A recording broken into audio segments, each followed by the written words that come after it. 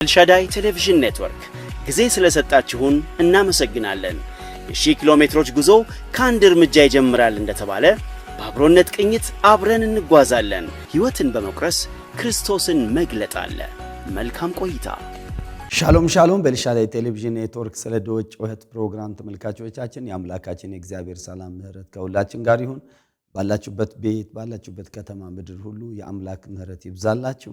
እግዚአብሔርን ስለ ሁሉ ነገር እናመሰግናለን። እግዚአብሔር የተባረከ ይሁን። እግዚአብሔር ከእናንተ ጋር ይሁን። እግዚአብሔር ይባርካችሁ። እግዚአብሔር ፊቱን ያብራላችሁ፣ ሰላሙን ይስጣችሁ። ዘመናችሁ የበረከት የመከናወን ይሁን። እግዚአብሔር ለሌሎች ተቆርሳችሁ፣ ለሌሎች አካፍላችሁ፣ ለሌሎች በረከት ሆናችሁ፣ ለሌሎች ጠቃሚ ሆናችሁ፣ ለሌሎች መልካም እና የበረከት ዕቃ ሆናችሁ የምታልፉበትን የበረከት ዘመን በፊታችሁ ያርግላችሁ። አንዷ የምንኖርባት እቺ የምድር ቆይታችን ለሌላ ኖረን ለሌላዎች ተስፋ ሆነን ሌላው ሳቅ ምክንያት በየዕለቱ ሆነን የምናልፍበት ዘመን ነው ወገኖቼ። እግዚአብሔርን ስለ ሁሉ እናመሰግናለን። ስለ ድሆች ጩኸት ፕሮግራም ላይ በእንደዚህ መልኩ አስተሳሰባችን እንዲቀየር፣ ሌሎችን ተደራሽ ያደረገ፣ ሌሎችን ጠቃሚ የሆነ የህይወት ስርዓት በህይወታችን እንዲገነባ፣ የአስተሳሰብ ውቅራችን እንደዛ እንዲሆን ለማድረግ ነው። አንደኛውም አእምሯችን እንዲቀየር። አንድ ሰው ቅርብ ጊዜ ሲናገር አንጎል ባዶ ሆኖ ነው የሚወለደው። ባዶ ነው ሲወለድ፣ ባዶ ነው የሚወለደው። ከዛ በኋላ ግን የአንጎል ሴታፕ ውቅሩ የሚቀረጸው ባደገበት ቤተሰብ፣ ባደገበት አካባቢ፣ በሚማርበት ትምህርት ቤት እና በሁኔታዎች ላይ እያደገ እየተገነባ በዛ አስተሳሰብ የሚቃኝ ነው። ጃፓን ውስጥ አንድ ያደገ ልጅና እዚህ እኛ ጋር አዲስ አበባ ወይም ጅንካ ወይም ሱርማ ያደገ ሰው አስተሳሰቡ አንድ ሊሆን አይችልም። በረሃ ውስጥ በጣም በምንም ከሰው ጋር በማይገናኝበት ቦታ ላይ በረሃ ውስጥ እያደኑ የኖሩ እና የሚኖሩ ከተማ ውስጥ የሰለጠነ ቦታ ላይ የሚኖሩ ሰዎች እና ያደጉ ሰዎች አስተሳሰብ እኩል አይደለም። እንደዚሁ ደግሞ የሚዘርፉ፣ የሚነጥቁ፣ የሚያሰቃዩ፣ ዘርፎ የሚገነቡ የሚኖሩ ሰዎች ቤተሰብ ሲያደገ ልጅና ደግሞ ያላቸውን ለድሆች እየቆረሱ ተካፍለውና ያካፈሉ የሚበሉ ቤተሰብ ውስጥ ያደጉ ልጆች አስተሳሰቡ አንድ አይደለም። በሚነጥቅና በሚዘርፍና በሚያሰቃይ በሚያፈናቅል ማህበረሰብ ውስጥ ያደገና ደግሞ በሚራራ እና ርህራሄ በሞላበት መልኩ ለሰዎች መልካም በሚያደርጉ ሰዎች መካከል የሚያድጉ ሰዎች ደግሞ አስተሳሰብ የተለያየ ነው። ስለዚህ ስለ ድሆች ጩኸት የሚያሰኘው ከድሆችና ከችግረኞች ጋር በተያዘ መልኩ አስተሳሰባችን ከማለዳ ጀምሮ በተጣመመኩ ገንትሮ አድጎ ቢሆን እንኳን በተቻለ መጠን እንዲመለስ እንዲስተካከልና አካፋዮች፣ ቆራሾች፣ ለሰው ደራሽ የሆንን መልካምና ቸርነት በሕይወታችን የበዛልን ሰዎች እንድንሆን በዚህ አቅጣጫ ድምፅ የሚያሰማ ፕሮግራም። አንድ ጊዜ በአሜሪካን ሀገር ኮሎራዶ አውሮፕላን ማረፊያ ላይ አውሮፕላን ማረፊያውን መጀመሪያ ዙር አካባቢ ሄድኩ ጊዜ ውስጡን በደንብ ስለማላቀው ረጅምም በባቡሩ የሚያስኬድ ስለነበረ ከየት ሄደው ወዴት ሻንጣዬ ወዳለበት መሄድ እንዳለብኝ በጣም መጀመሪያ አካባቢ ለሆነ ሰው በጣም የተወሳሰበ ነው። ሲኖር ግን ሲመላለሱበት ግን ቀላል ነው። እንደ ሰፈር አይነት ነው የሚሆንብን እና ወጥቼ ወደ ሻንጣዬ ለመሄድ ሲቸገር አንድ ነጭ ሰው ተለቅ ያለ ሰው ጠየቅኩኝ። በየት አድርጌ ሻንጣዬ ቦታ ደርሳለሁ ብዬ ስለው እና አለኝ። ባቡር ውስጥ አስገባኝ። ረጅሙን ባቡር መንገድ ወስዶ በእኔ ቦታ ላይ ሻንጣዬ የሚመጣበት እዚህ ጋር ነው ብሎ አድርሰው ተመልሰው ግን የሱ ሌላ ቦታ ነው ሌላ ከኔ ጋር የሚሄድበት አይደለም። እንደገና በባቡር ተመልሰው ወደ ሌላ ቦታ እንደሚሄድ ግን እኔ እንዳልጠፋበት እና እኔ ለመርዳት ብቻ እንዳደረገ ሳይ በጣም ደነገጥኩ። ያ ሰው አስተሳሰቡ፣ እድገቱ ሌሎችን መርዳት፣ ማገዝ፣ የራሱን የሚሄድበት መንገድ ትቶ ሌላውን መንገድ ማሳየት ከልጅነቱ ጀምሮ ያደገ ከእናቱ ከአባቱ ከማህበረሰቡ ያየው ነገር ሊሆን እንደሚችል አስባለሁ። በማህበረሰቡ ውስጥ በጭካኔ ውስጥ ያደጉ ጭካኔ በጣም አመጽ፣ ኃይለኝነት፣ ክፋትና ወገኖቼ ጉልበተኝነት፣ ነጣቂነት፣ ዘራፊነት፣ ነጥቆ መብላት እንደ ኖርማል ነገር ድሃ ሲያለቅስ፣ ድሃ ሲያዝን፣ ድሃ ሲቸገር፣ ተፈናቅለው ከቦታው ሲያዝን ምንም በማይመስል ቤተሰቡ ሲያደገ ማህበረሰቡ ሲያደገ እሱ ነው። ስለዚህ ስለ ድሆች ሕይወት ስናስብ አስተሳሰቦቻችን እንድናስተካክል የገነተርን ትላልቆች ብቻ ሳንሆን ልጆችም ሕፃናትም ሳይቀር ልጆች ሳይቀር አይቶ የአስተሳሰባችን ውቅር እንዲስተካከል የምናካፈል የምንራራ ሰዎች እንድንሆን ለማሳሰብ ጭምር ነው። እንግዲህ ከዚህም እውነት በመነሳ ዛሬም ደግሞ አንድ ሀሳብ አብረን እንመለከታለን። ከመጽሐፍ ቅዱስ አንጻር ስለ ድሆችና ስለ ችግረኞች እንዴት አይነት ኑሮ መኖር እንዴት አይነት መመላለስ እንዳለብን መጽሐፍ ቅዱስ በግልጽ ይናገራል። አንዱን ክፍል ዛሬ ደግሞ እናያለን። ዘዳግም ምዕራፍ 24 ቁጥር 14 ላይ ያለውን ቃል አብረን እንመለከታለን። ዘዳግም 14 ላይ ተናጋሪው እግዚአብሔር ነው። በሙሴ በኩል ለእስራኤል ሰዎች ድሃና ችግረኛ የሆነውን ምንደኛ ከወንድሞችህ ወይም በምድርህ በአገርህ ደጅ ውስጥ ከሚቀመጡ መጻተኛ ቢሆን አታስጨንቀው፣ ድሃ ነውና ነፍሱም ጠንክራ ትፈልጓለችና ወደ እግዚአብሔር እንዳይጮህብህ ኃጢአትን እንዳይሆንብህ ደሞዙን ፀሐይ ሳይገባ በቀኑ ስጠው። አታስጨንቀው በሚል ነው የምናየው። አታስጨንቀው።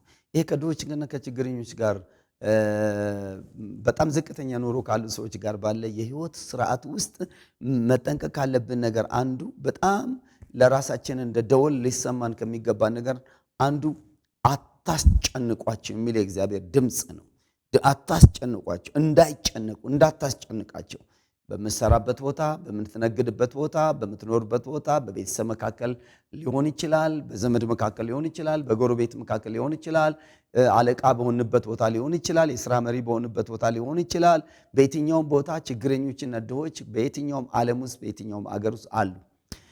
በዚያ ስፍራም እግዚአብሔር ለእስራኤል ልጆች ከግብፅ ባርነት ከወጡ በኋላ በግብፅ ምድር ከ400 በላይ ዓመታት አባቶቻቸው ቅድመ አያቶቻቸው ሳይቀር 70 ነፍስ ሄዶ ከግማሽ ሚሊዮን ሕዝብ በላይ እዛ ተዋልዶ ባሪያ ሆኖ በጣም ጡብ እየሰሩ መከራ እያሳዩቸው፣ በተለይ ዮሴፍ ከሞተ በኋላ ዮሴፍ ማቅ ሌላ ፈርዖን ተነስቶ ባስጨነቃቸው ጊዜ በብዙ ጭንቀት ውስጥ እንዳለፉ ይታወቃል። በብዙ ነገር የሚበሉትን የግብፅን ሽንኩርት፣ ዱባ፣ ጮማ ሳያጡ ግን በጣም እንደተሰቃዩ መጽሐፍ ቅዱስ ያሳያል። በዚያ ባርነት ውስጥ በዛ መከራ ውስጥ እንዲሁም እንደ ምድጃ ጢስ ከሆነ ከዛ ከባርነት አወጣው ነው የሚለው። መከራ ከሚያዩበት ባይተዋር ከሆኑበት በጣም በሰው ሀገር ስደተኛ መጻተኛ ሆኖ 400 ዓመት በላይ መኖር ቀላል አይደለም። ስደተኛ መሆን 400 ዓመት አንድ ወር እንኳን የራስ ርስት በሆነ ቦታ ላይ መቀመጥ ቀላል አይደለም። አያቶቻቸው ቅድመ አያቶቻቸው ሳይቀሩ መጻተኞች ነበሩ፣ ስደተኞች ነበሩ፣ ባይተዋር ነበሩ። ለጊዜው በዮሴፍ ባለ ቸርነት በኩል የተቀመጡበት በግ እያረቡ የተቀመጡበት ምድር ላይ እየሰፉ እየበዙ መጡ። ይልቁስ መብዛታቸውና ቁጥራቸው መጨመራቸው ደግሞ ያሳሰበው ዮሴፍን ማያውቀው ፈርዖን በጣም ሲያስጨንቃቸው በጭንቀት ውስጥ ዘመናትን ሲያልፉ እንመለከታለን። እነዚህ ሰዎች የእግዚአብሔር ቀን ቀጠሮ ደርሶ ከግብፅ ምድር በእግዚአብሔር በጸናች እጅ በተአምራት ከግብፅ ከወጡ በኋላ የሚጠብቃቸው ምድር ደግሞ ወተትና ማር የምታፈሰው የአባቶቻቸው የተስፋ ምድር ላይ እንደሚገቡ በፊታቸው ተስፋ ነበር።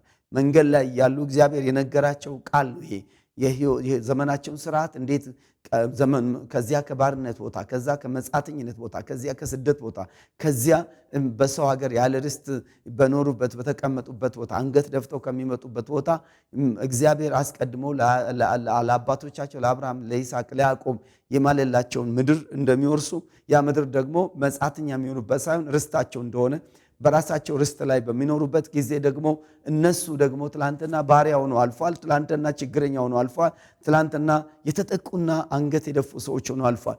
እና ደግሞ እግዚአብሔር ደግሞ ሌላ ቀን አምጥቶቻላቸው እርሻ አርሶ እርሻቸው ፍሬያቸውን ሰጥቶ ከብቶቻቸው በስቶ ኑሯቸው ተከማችቶ ርስት ተከፋፍሎ ያንተ ርስት ነው የሚባል ነገር የዜግነት ማንነት በሚኖሩባቸው ምድር ውስጥ በሚኖሩበት ዘመን ሊኖሩ የሚገባቸውን የሕይወት ስርዓት እግዚአብሔር ሲነግራቸው እናያለን።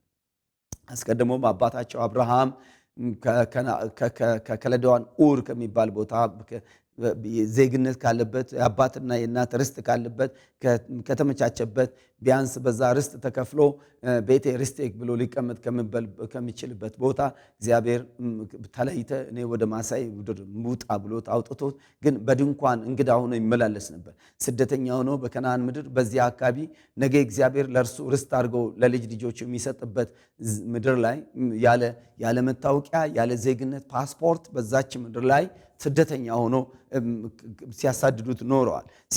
እየተገፋ ኖረዋል። ሲሰደድ ኖረዋል። እሱ ብቻ ያለም ደግሞ በተለይ ልጁ ይስሐቅም ደግሞ ከተተካ በኋላ በሰው ምድር ላይ ስደተኛ ሆኖ በመቀመጡ ምክንያት የፍልስጤም የአቤሜሌክ እረኞች ሳይቀሩ የገሬራ እረኞች ሳይቀሩ ሲያባሩ ሲገፉ እንመለከታለን። ስለዚህ ይሄ ማህበረሰብ ይሄ ትውልድ ከአብርሃም ጀምሮ ስፍራ ያልነበረው ርስት ያልነበረው እየተገፋ ይኖረ። በኋላ ደግሞ ታላቅ ረሃብ በተነሳበት ጊዜ አስቀድሞ እግዚአብሔር ዮሴፍን ወደ ግብፅ ልኮ በዚያ እግዚአብሔር ባዘጋጀው የህይወት መንገድ ውስጥ ደግሞ 70 ቤተሰብ ሆኖ ግብፅ ውስጥ ገብቶ ግብፅ ውስጥ ደግሞ አስቀድሞ ዘፍጥረት 15 ላይ ከ430 ዓመት በኋላ ወደዚች ምድር መልሳለሁ ርስትንም እሰጣለሁ ብሎ እግዚአብሔር የተናገረውን ተስፋ ቃል ይወርስ ዘንድ እግዚአብሔር ደግሞ በጸናች ክንድ ያን ህዝብ ሲያወጣው እንመለከታለን። ያ ህዝብ ደግሞ ከአባቱ ጀምሮ ርስት ያልነበረው እግዚአብሔር የፈቃዱ እና ደግሞ ለርስት የገባቸው የተስፋው ኪዳን በሞላ ጊዜ ደግሞ እግዚአብሔር የራሳቸውን ቦታ እንደሚሰጣቸው ባለርስት እንደሚሆኑ አባቶቻቸው ጀምሮ በዘመናት መካከል የነበረው ያ መጻተኝነት ዘመን አልፎ ደግሞ እግዚአብሔር በጸናች ክንድ ደግሞ መነቀል ያለበትን ነቅሎ ርስት በሰጣቸው ጊዜ መኖር ያለባቸውን የህይወት ስርዓት ትላንትና ባሪያ እንደነበሩ አባቶቻቸው መጻተኛ እንደነበሩ ትላንትና ችግረኛ እንደነበሩ ትላንትና የባሪያ መልክ ይዘው እንደኖሩ እንደተቸገሩ በሚያስብበት የህይወት መልክ ውስጥ እንዲኖሩ እግዚአብሔር ደግሞ ሲያሳያቸው መመሪያ ሲሰጣቸው ስርዓት ሲያስቀምጥላቸው እናያለን። ይሄ በተለይ እነኚህ የህግ መጽሐፍ ውስጥ በተለይ ዘጸአት ላይ ዘሁልቁ ላይ እንደገና ዘሌዋውያን ላይ እንደገና ዘዳግም ላይ እንደገና የሚነገሩ ቃሎችን ስንመለከት ወደፊት ሲኖሩበት ሊኖሩ የተገባቸውን የህይወት ስርዓት እግዚአብሔር ሲናገራቸው እናያለን። ይህ ስርዓት ደግሞ ለእኛም ዛሬ ከእግዚአብሔር ቃል ከአፍ የወጣ ቃል በመሆኑ በህይወታችን መመሪያ ሊሆን የተገባ እውነት እንደሆነ ሁላችንም ልናስበው የተገባ እውነት ነው። ወገኖች ሁላችንም ልናስበው የተገባ እውነት ነው። አሁን በዛ ሰዓት ላይ ይህ ቃል ሲነገራቸው ምድረ በዳ ናቸው። እግዚአብሔር ቀድሞ በዘጸአት የተናገረውን ቃል በዘዳግም እንደገና እግዚአብሔር በዘዳግም አጽንኦት ሰጥቶ እግዚአብሔር ሲናገራቸው እናያለን። በዚህ ንግግር ውስጥ ብዙ ነገሮች ብዙ የህይወት ስርዓት የሚሆኑ ዘዳግም መጽሐፍን ስታጠኑ ብዙ በየዕለቱ መኖር የተገባን እውነታ ዛሬን በዚህ ቃል ውስጥ ሁላችንም መኖር የተገባን እውነታዎችን የሚያሳዩ ነገሮች አሉ። ከዚህ ውስጥ አሁን ዘዳግም 24 ከ14 እስከ 15 በዚህኛው ክፍል ላይ ማየት ቢገባን አስቀድሞ ወደዛ ርስታቸው ከገቡ በኋላ ማድረግ የሚገባቸው ነገር ሲነግራቸው ድሃና ችግረኛ የሆነው ምንደኛ እና ከወንድሞች በምድርህ በአገር ደጅ ውስጥ ከሚቀመጡት መጻተኞች ቢሆኑ አታስጨንቋቸው። ድሃ ቢሆኑ ድሃ አንደኛ ድሃ ነው የሚለው ድሃ፣ ሁለተኛ ደግሞ ችግረኛ፣ ሶስተኛ ምንደኛ፣ አራተኛ መጻተኛ።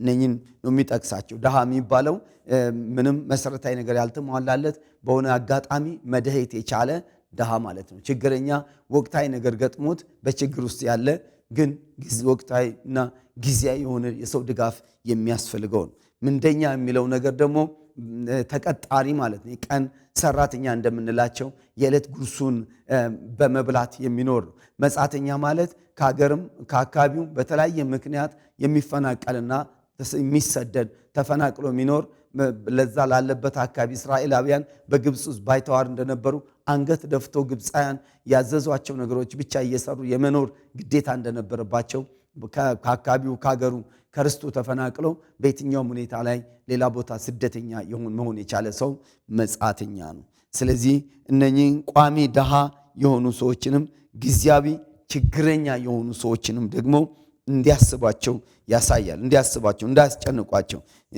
ይሄ ሶስቱንም አራቱንም አካል ሲያስብ ሰው የሆነ ሁሉ ሰው የሆነ ሁሉ እንዳስጨንቁ የሚያሳይ ነው። በተለይ ችግረኞችንና ድሆችን መጻተኞችንና ምንደኞችን ለምንድን ነው ብሎ እዚህም እንዳታስጨንቋቸው አታስጨንቁ፣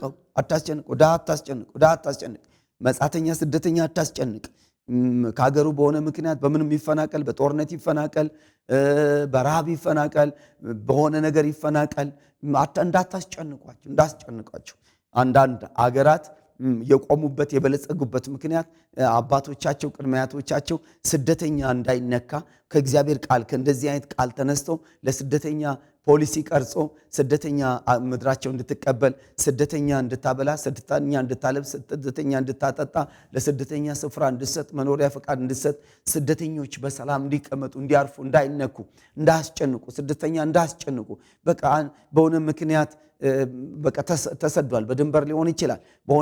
በሆነ አጋጣሚ ግን ስደተኛ መሆን የቻለ ሰው እንዳታስጨንቁ ብሎ አባቶቻቸው ያስቀመጡበት ያ የስደተኛ ፖሊሲ ዛሬ አንዳንድ ሀገሮችን ባለጸጋና ዓለም ላይ ታላቅ እንዲሆኑ ካረጓቸው ምክንያቶች አንዱ መጽሐፍ ቅዱሳዊ መርሆን በመፈጸማቸው ነው። ዛሬ አንዳንድ ነገሮች ደግሞ አባቶቻቸው ያስቀመጡትን ይህን ዋና ምሰሶ የሆነ የበረከትና የብልጽግና የኃያልነት ምክንያት የሆነውን ዋናውን መሰረት እያፈረሱ ይታያሉ።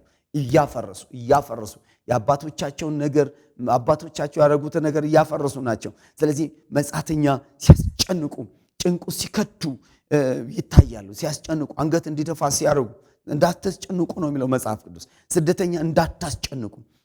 ወየው ስደተኛ ለሚያስጨንቁ ሰዎች፣ ወየው ስደተኛ ለሚያስጨንቁ ሀገራት፣ ወየው ስደተኛ ለሚያስጨንቁ ከተሞች፣ ወየው ስደተኛ እንዲያለቅስ፣ እንዲያዝን፣ ግራ እንዲገባው፣ ተስፋ እንዲቆርጠው ሰው ኢሚግራንት የሆነ ሰው፣ ስደተኛ የሆነ ሰው መጻተኛ የሆነ ሰው ላይ የምታስጨንቅ ሀገር ብትኖር ወየው ወገኖቼ። ከእግዚአብሔር ቃል ውጪ የበላይ ስልጣን የሚሆን ያለው አካል በዚች ምድር ላይ የለም። እግዚአብሔር ቃል የተጻፈው እውነቶች ሁሉ ወገኖቼ በዘመናት መካከል ተፈጽሟል። ስለዚህ ድሃና ችግረኛ የሆነው ምንደኛ ከወንድሞች ወይም በምድር መካከል ደጅ ውስጥ ከሚቀመጡ መጻተኛ ቢሆን አታስጨንቀው። ለምን ይልና ቁጥር 15 ላይ ድሃ ነውና። ምንም ምክንያቱ ምን ያምጣው? ስንፍና ያምጣው፣ የቤተሰቡ ችግር ያምጣው፣ የጤና እክል ያምጣው፣ አካል ጉዳተኝነት ያምጣው፣ መሰደድ ያምጣው፣ ጦርነት ያምጣው፣ ድህነት፣ ረሃብ፣ ድርቅ ያምጣው፣ ምንም ያምጣው፣ ተፈጥሮ አደጋ ያምጣው፣ ግን ድሃ ነውና ስለዚህ እንዳታስጨንቀው ይላል። ድሃ ነውና እንዳታስጨንቀው። ድሃ መሆን እድል ሆኖበታል። እንዳታስጨንቀው የሚል ነው። ስለዚህ ለምንድን ነው ብሎ ደግሞ እዛው ምዕራፍ 24 ዘዳግም 4:15 ላይ ይመልሳል። ነፍሱ ጠንክራ ትፈልገዋለች ወደ እግዚአብሔር እንዳይጮህብህ ወደ እግዚአብሔር እንዳይጮህብህ ወደ እግዚአብሔር ነፍሱ ጠንክራ ትፈልገዋለች። ማንን ነው የምትፈልገው? የድሃ ነፍስ እግዚአብሔር ነው የምትፈልገው። መጽሐፍ ቅዱስ እግዚአብሔር የድሃም የባለጠጋም ፈጣሪ ነው ይላል። እግዚአብሔር ይህም መዝሙር 12 ቁጥር 5 ላይ መጽሐፍ ቅዱስ ሲናገር ይህ ችግረኛና ድሃ ጮኸ፣ እግዚአብሔርም ከመከራው አዳኑ። አሁንም እግዚአብሔር ስለሱ አሁን እነሳለሁ ነው የሚለው። እግዚአብሔር ሁሉ ጊዜ አሁን የሚነሳበት፣ አሁን የሚፈርድበት፣ አሁን የሚበቀልበት፣ አሁን መልክ የሚያስበት፣ አሁን እግዚአብሔር አሁን የሚነሳበት ጉዳይ በድሃና በችግረኛ ጉዳይ ነው። መከራ፣ ድህነት፣ ችግር፣ ስደት የሚያስጨንቀው ሰው የመጨረሻ አማራጩ እግዚአብሔር ብቻ ነው። ምክንያቱም አስጨናቂው እንዲጨነቅ ምክንያት የሆነው ጉልበት፣ አቅም፣ ኃይል፣ ስልጣን፣ መሳሪያ በየትኛውም ነገር ያለው ትፎዞ እና የተለያዩ ነገሮች ያሏቸው ሰዎች ሲያስጨንቋቸው ያላቸው የመጨረሻ አማራጭ እግዚአብሔር ብቻ ነው። የሚጮሁት ወደ ፈጠራቸው፣ ነፍስያቸው ወደ ፈጠራቸው ወደ እግዚአብሔር ትጮኻለች። የሰው ነፍስ በተለያየ መልኩ ትጨነቃለች። እዚህ ቦታ ላይ ነፍሱም ጠንክራ ትፈልገዋለች፣ ነፍሱም ትጮኻለች ማለት ወደ እግዚአብሔር እንዳይጮህብህ፣ እንዳያለቅስብህ፣ ድሃ እንዳያዝን እግዚአብሔር የድሃ እንባ ያብሳል፣ እግዚአብሔር ድሃን ይሰማል ማለት ነው። ወገኖቼ እንደዛ ነው ቃሉ የሚያሳየው። ኃጢአት እንዳይሆንብህ ድሃ ሲጮህ ኃጢአት እንዳይሆንብህ፣ የኃጢአት ለቅሶ ሐቁን ከልክለን እንዳይሆን፣ የድሃ ኃጢአት እንዳይሆንብህ፣ የድሃ ሐቅ ከልክለን፣ የድሃን ፍትህ ከልክለን ወገኖች ያዛብተን የልፋቱን ዋጋ በጊዜ ሳንከፍል ከቀርን ድሃ ያዝናል። እዚህ ቦታ ላይ ደሞዙን ፀሐይ ሳይገባ በቀኑ ስጠው ይላል። ፀሐይ ሳይገባ ስጥ። በቀኑ የሰራውን ስራ በቀኑ ስጠው። አታሳልፍበት። ምክንያቱም የዕለት ጉርስ ነው የሚበላው። ወይ እንዳንተ ምን ማለት ነው? የወር አስቤዛ ሊገዛ አይችልም። የዓመት አስቤዛ ሊገዛ አይችልም። የወር በጀት የለውም። እንዳንተ መርጦ የሚያደርገው ነገር የለውም። እንዳንተ ሱፐር ማርኬት ገብቶ ፍሪጁን የሚሞላበት ነገር የለውም። እንዳንተ ምን እያለ ነው? እንዳንተ ቤተሰብ ምናልባት 100 ኪሎ ጤፍ ለወር ወይ ለ15 ቀን አስፈጭቶ የሚያስገባበት የለውም። እንዳንተ የፈለገው ነገር ማድረግ አማርጦ መብላት የሚችልበት ነገር የለውም። የቀን ጉርስ ነው። አንተ ጋር የሰራው የቀን ጉርሱን ነው። ለቀን ይሆናል መጥቶ ሳር ያጨደው፣ ለቀን ይሆናል መጥቶ ጉድጓድ የቆፈረው፣ ለቀን ይሆናል ነገር የሆነች ግንብ የሰራው ለቀን ነው። ስለዚህ ፀሐይ ሳይገባ ለምንደኛው ክፈለው። ድሃ ነው፣ ችግረኛ እንዳያለቅስብህ፣ እንዳታስጨንቀው። ምግብ አቶ በሰራው በጉልበቱ በሰራው ነገር ላይ ሳትከፍል ቀርቶ እንዳይጨነቅ የሚል ሐሳብ ነው። ስለዚህ ይህን ቃል ልናስተውል ይገባል። አታስጨንቁ ይላል። አታስጨንቁ ነው የሚለው። ማስተዋል ይጠይቃል። ይሄ ቃል ማስተዋል ይጠይቃል። እናስተውል። ድሃ የሚያስጨንቅ ማንነት አለን ወይ? ሳናቅም እያወቅን በድፍረት ድሆችን የሚያስጨንቅ እጅ አለን።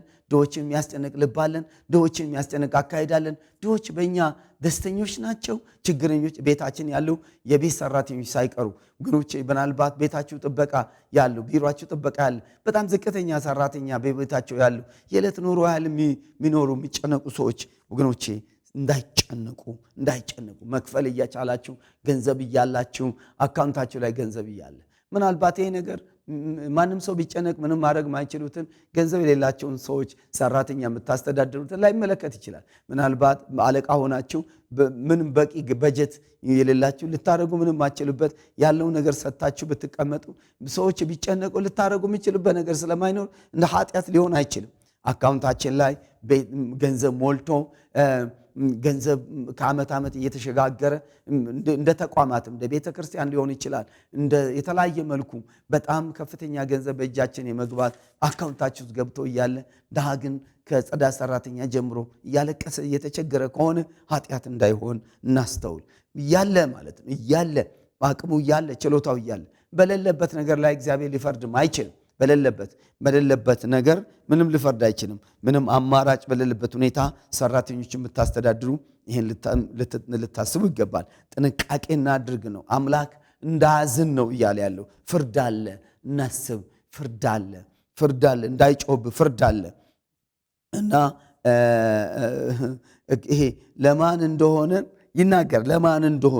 ለማን እንደሆነ ይሄን ቀጥታ የማስተዳደር የመምራት አቀር ያላቸውን ሰዎችን የሚያሳዩ ለማን እንደሆነ ከቤት ሰራተኛ ጀምሮ ወገኖቼ ውጤት አለው። ይሄ ነገር ውጤት አለው። ሰው እንድንጠነቀቅ የሚያሳይ ነገር ነው። እንዳታስጨንቁ። ነፍሱ ጠንክራ ትፈልገዋለች። ምን ችግሩ፣ ረሃቡ፣ የተጎዳበት ነገር ያስናል፣ ያለቅሳል። እሪ ብሎ ቤቱ ገብቶ ያለቅሳል፣ ወይ እዛ ጋር ያለቅሳል። ግን ሲያለቅስ ለቅሶውን የሚሰማ አካል ሲጮህ ጩኸቱን የሚሰማ አለ። እናስተውል፣ እንጠንቀቅ። ሰዎችን ስናስጨንቅ ሰዎች አቅም ኖሯቸው ላያስጨንቁን ይችላሉ። ሰዎችን ስናስደነግጣቸው ድሆችን አቅም ኖሯቸው ላያስደነግጡን ይችላሉ። ድሆችን አስፈራርተን ስናስጨንቃቸው አቅም ኖሯቸው ጉልበተኛ ሆነው ትፎዞ ሰብስበውም ላያስፈሩን ወይም ላያስደነግጡን ይችላሉ። ምላሻቸው ከኛ ጋር ሊመጣጠንና ትከሻችን ጋር ሊለካካ የሚችል የህይወት ማንነትና አቅም የሌላቸው ሊሆኑ ይችላሉ። ምናልባት በአንዳንዶቻችን በምናስጨንቅ ሰዎች በማስጨነቅ ብንቀጥል የምናስጨንቅበትን የህይወትን ስርዓት ስንከተል ያ ነገር ምላሹ ከማን ነው ብለን ልናስብ ይገባል። ማን ነው ምላሽ የሚሰጠው? የምናስጨንቅ ሰዎች ብንሆን የምናስጨንቀኛ ብንሆን የሚያስጨንቀን እግዚአብሔር ይሆናል ማለት ነው። እነኚህ ድሆች ሊያስጨንቁን አይችሉም። ማስጨነቅ የሚችሉበት አቅምም ጉልበትም ገንዘብም ማንነትም የላቸውም። ስለዚህ እነሱም ባስጨነቀ ቁጥር ምላሻቸው ምንም እኛን መልሶ ማስጨነቅ የማይችልበት ማንነት ላይ እየቀጠሉ በመሆናቸው ስለዚህ እኛም ደግሞ በጥፋታችን በማስጨነቃችን እየቀጠልን ከነን በየፍርድ ቤቱ በየመስሪያ ቤቱ በየመንግስት ሴክተሩ በግል ተቋማት በግል ድርጅቶች በቤት ኑሮ በተለያየ መልኩ ድሆች ከኛ ጋር ሊገናኙ በሚችሉበት የትኛውም ህይወት ሰርክል ውስጥ እያስጨነቅን ምንቀጥል ከሆነ የነሱ ደግሞ የማስጨነቅ ምላሽ ምንም አይታይ ከሆነ እኛ ምናልባት ያ ነገር ሰላም ነው ብለን ልንቀጥል እንችላል። ግን ነፍሳቸው እግዚአብሔርን ትፈልጋለች፣ አጥብቆ ይጮሃሉ። ያን ጊዜ የምላሽ የሚፈጥረው ነገር እነሱ ባስጨንቁን እግዚአብሔር ሊያስጨንቀን ይችላል። እነሱ ባያስደነግጡን እግዚአብሔር ሊያስደነግጥ ይችላል። እነሱ ባይነኩን እግዚአብሔር ሊነካን ይችላል። እነሱ ባይፈርዱብን እግዚአብሔር ሊፈርድብን ይችላል። ፖሊስ ባይፈርድ፣ አቃቤ ሕግ ባያስፈርድ፣ ጠበቃ ባይከራከር፣ ዳኛው ባይፈርድ፣ የሕግ አካላት ባያዩ መፍረድና አስጨናቂውን ማስጨነቅ የሚችል አቅም ያለው ምንም አካል ባይኖር አስጨናቂው ያስጨነቀበት መልኩ ደግሞ በጋውንት ከሆነ ደብቆ በጭንብል በስውር በሆነ መልኩ ከሆነ ያ እየተጨነቀ ያለው ከጭንቀቱ አልፎ ምንም ማድረግ የሚችልበት አቅም ባይኖረው ግን አስጨናቂው ማስጨነቅ የሚችል እግዚአብሔር እንዳለ ይሄ መጽሐፍ ክፍል ያሳያል። አስጨናቂውን ሊያስደንቅ የሚችል ኃጢአት እንዳይሆንብህ ደሞዙን በውስጥ ግባ ኃጢአት እንዳይሆንብህ የኃጢአት ፍርድ እንዳይመጣብህ ደሞዝን እግዚአብሔር እንዳይከፍል በጊዜ ማለት ነው። እዚህ ቦታ ላይ የሚናገረው ኃጢአትም እንዳይሆንብህ ደሞዙን ፀሐይ ሳይገባ ስጠው፣ ደሞዙን ስጠው። ደሞዙን ባይሰጥህ ኃጢአት እንዳይሆንብህ ኃጢአት ደግሞ ደሞዝ እንዳያስከፍል። ምክንያቱም መጽሐፍ ቅዱስ ሮሜ ምዕራፍ 6 ቁጥር 23 ላይ የኃጢአት ደሞዝ ሞት ነው የሚለው። ደሞዝ ሳትከልክለ ደሞዝ እንዳይከፈልህ ነው መጽሐፍ ቅዱስ።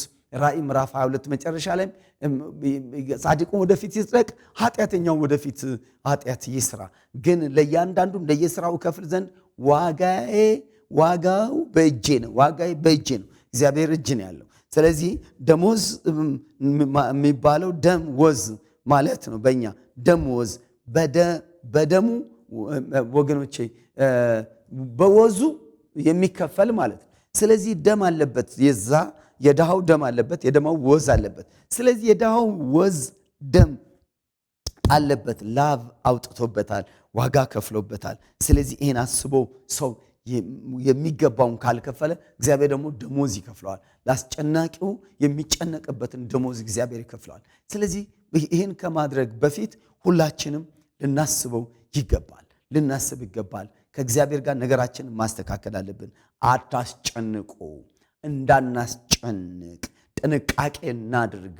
እናንተ በገጠር በከተማ በየትም ቦታ ያላችሁ ሰዎች ዙሪያችሁ ድሃ አሁን ይኖራል፣ ነገም ይኖራል፣ ወደፊትም ይኖራል። ከድሃና ከችግረኛ ከመጻተኛና ከምንደኛ ከሚባለው ዝቅተኛ ሰራተኛ መካከል ካለው የህይወት ወይም ተቀጣሪ ከሆኑ ሰዎች ጋር ባለ የህይወት ምልልስ ውስጥ ባለማስጨነቅ ዘመናችንን እንድንጨርስ የሚያስጨንቅ ፖሊሲና የሚያስጨንቅ አካሄድ እንዳይኖረን ራሳችንን እያየን እየገመገመን መኖር አለብን። አታስጨንቁ፣ አናስጨንቅ። እግዚአብሔር ይርዳን። ዘመናቸውን እግዚአብሔር ይባርክ። ሌሎች እንዲሰሙ ባካችሁ ሰምታችሁ በዩቲዩብ ላይ እንደገና በፌስቡክ ላይ የምታገኙ ሰዎች ሼር አድርጉ፣ ተከታታዩን ስሙ። እግዚአብሔር ዘመናችሁን ይባርክ። አሜን። ሰላም። ይህ ስለ ድሆች ጩኸት ፕሮግራም ነው በኤልሻዳይ ቴሌቪዥን ኔትወርክ። ጊዜ ስለሰጣችሁን እናመሰግናለን። የ1000 ኪሎ ሜትሮች ጉዞ ከአንድ እርምጃ ይጀምራል እንደተባለ በአብሮነት ቅኝት አብረን እንጓዛለን። ሕይወትን በመቁረስ ክርስቶስን መግለጥ አለ። መልካም ቆይታ።